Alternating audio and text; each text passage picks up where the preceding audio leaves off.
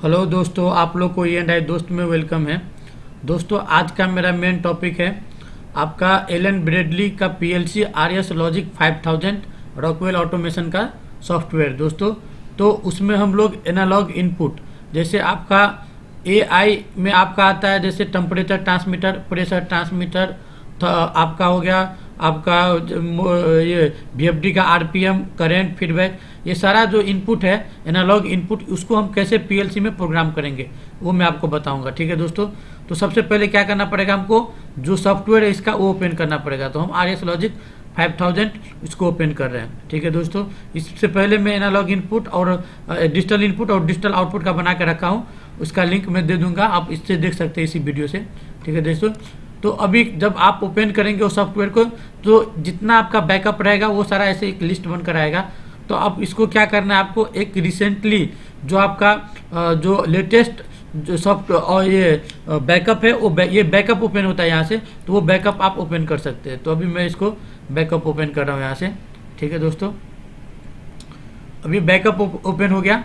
तो analogue input को programme करने से पहले दोस्तों, आपका ये PLC हार्डवेयर में सबसे पहले उसको रेंज आपको डिफाइन करना है। ठीक है, जो आप फील्ड का जो रेंज है वो 4 to 20 मिलियम्स है, 0 to 20 मिलियम्स है और -10 से 10 वोल्ट है। ठीक है, वो आपको सेलेक्ट करना है। ठीक है, तो जैसे अभी क्या है कि हम उसके लिए हमको कहाँ जाना पड़ेगा, ये इनपुट आउटपुट कॉन्फ़िगरेशन, ये आपका PLC हार्डवेयर कॉन्फ़िगरेशन हो गया। ये मेरा PLC का कंट्रोलर है 1756। ठीक है दोस्तों, अभी ये सारा मेरा ये डिजिटल इनपुट का हो गया। ठीक है, ये देख सकते हैं DI कितना, ये जितना DI है। उसके बाद ये डिजिटल आउटपुट का हो गया। ये जो है एनालॉग इनपुट का है AI1, AO0 है एनालॉग आउटपुट का है। तो एनालॉग इनपुट को हम यहाँ से असाइन करेंगे, उसका रेंज चेंज करेंगे। ठीक है, तो यहाँ पे जाएंगे, आप इसको डबल क्लिक करेंगे तो ये आपका इस तरीके से एक डिस्प्ले होगा। इसमें आपको जर्नल में इसमें कनेक्शन का टाइप हो जाएगा, मतलब इसका जो है स्कैनिंग टाइम कितना है ये आप यहाँ से इंक्रीज डिक्रीज कर सकते हैं। ठीक है, ये आपका मॉड्यूल का इन्फॉर्मेशन हो जाएगा, अगर कुछ फॉल्ट है तो आपको इसमें स्टेटस बता देगा। ठीक है, और यहाँ पे जाएंगे तो कॉन्फ़िगरेशन, यहाँ पे सबसे मेन ये है, यहाँ से आप रेंज डिफाइन कर सकते हैं। अभी देखिए दोस्तों, मैं यहाँ पे आपको ये रेंज है, इसमें क्या क्या ऑप्शन है, 0 to 20 मिलियम्स, 4 to 20 मिलियम्स और -10 से 10 वोल्ट।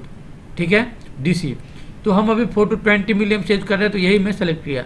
यहाँ से आपको यहाँ पे अप्लाई कर और उसके बाद में ओके कर देना है। ठीक है, उसके बाद कहाँ जाना है, हम कहाँ पे इसको प्रोग्राम करेंगे।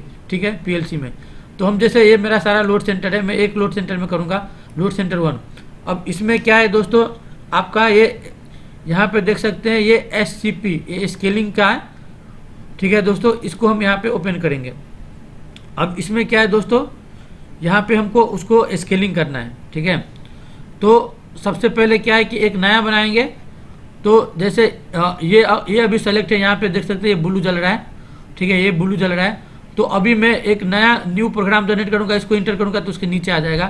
तो हम क्या करेंगे, एक लास्ट में चलते हैं, यहाँ पे इसको सेलेक्ट करेंगे और फिर हम यहाँ से न्यू प्रोग्राम इंटर करेंगे। ठीक है, अभी ये आ रहा है, अभी देख सकते हैं जब तक ये पूरा कंप्लीट नहीं आएगा ई आएगा। ई मतलब क्या है, एरर में है अभी। ठीक है, तो अभी हमको क्या करना है, यहाँ पे ये SCP का जो है स्केलिंग का हमको एक इंस्ट्रक्शन इंस्टॉल करना है।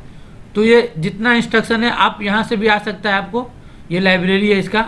जैसे आप यहाँ पे क्लिक करेंगे, जैसे अभी यहाँ पे देखिए क्लिक करेंगे तो यहाँ पे देख सकते हैं ये बढ़ रहा है, ये आपका अलार्म आ रहा है, बीट आ रहा है, ये टाइमर आ रहा है। इस तरीके से आपको जो रिक्वायरमेंट है वो इंस्ट्रक्शन को आप यूज कर सेलेक्ट करके रख सकते हैं। अगर इसमें आपको वो इंस्ट्रक्शन आपको अवेलेबल नहीं है तो आप क्या करेंगे, यहाँ से एक आउटपुट लैच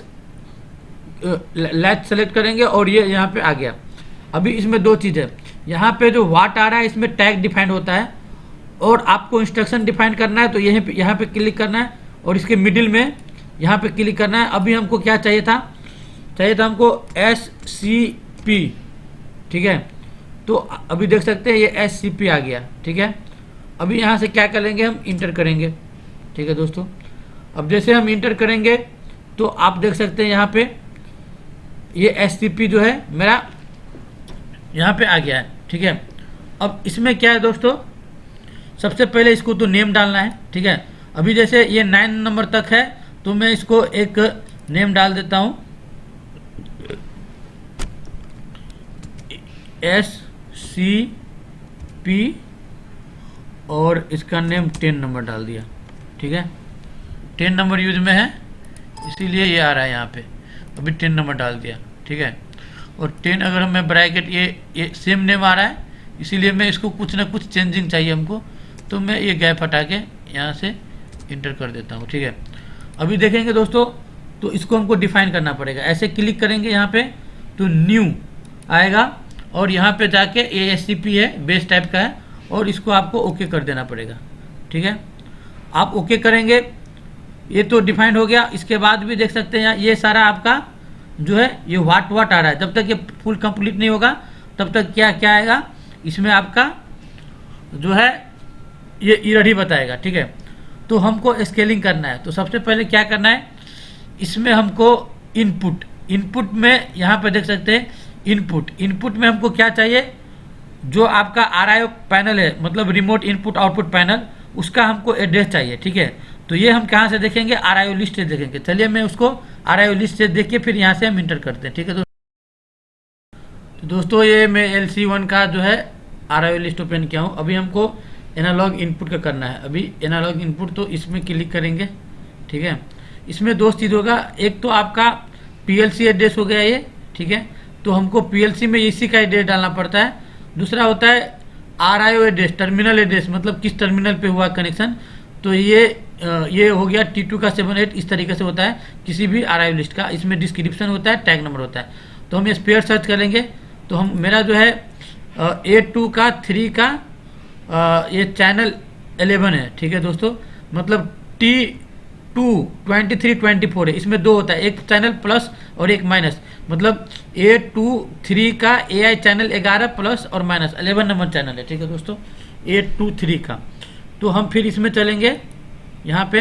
ठीक है, अभी हम क्या करेंगे, यहाँ पे हमको इनपुट में जाना है, और हमको जो अभी हम देखे थे ये LC1, ठीक है दोस्तों, फिर _ A2, ठीक है, और हमको A2 उसके बाद में क्या था, उसका 3 था। ठीक है, तो यहाँ पे 3 डालते हैं। ठीक है, उसके बाद में क्या है, यहाँ पे I था।